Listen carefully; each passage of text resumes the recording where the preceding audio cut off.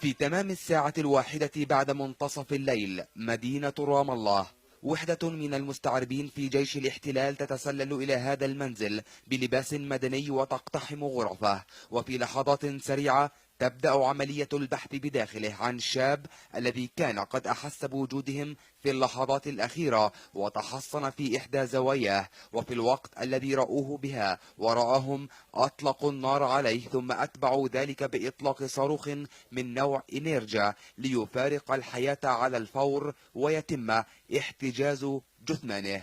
مئات الطلقات الحية ودماء الشهيد المتناثرة تملأ أرجاء المنزل. تمت التصفية ونفذ حكم الإعدام ليدفع الاحتلال بتعزيزات عسكرية مكونة من 15 جيبا عسكريا وكلابا بوليسية وعشرات الجنود المشاة إلى الموقع لإخلاء وحدة المستعربين وإكمال مشهد الإرهاب والقتل.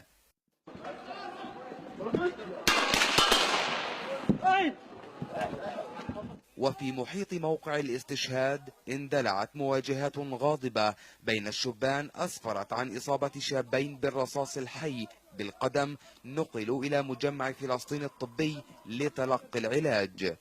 وصل إصابتين، أو طبعا كانت في إصابات بالرصاص الحي، واحدة كانت بالفخذ والأخرى كانت في القدم، حالتهم كانت متوسطة وأجري العلاج اللازم. ثم وصلنا طفل 5 سنوات في تسمم الغاز المسيل للدموع.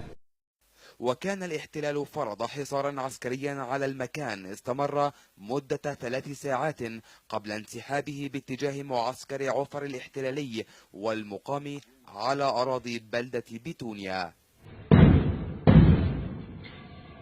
ما تبقى هنا رصاص فارغ ودماء الشهيد ورائحة البارود المتفجر، مشاهد وصور تعيد بالذاكرة إلى العام 2000، حرب واجتياحات وقتل وإرهاب.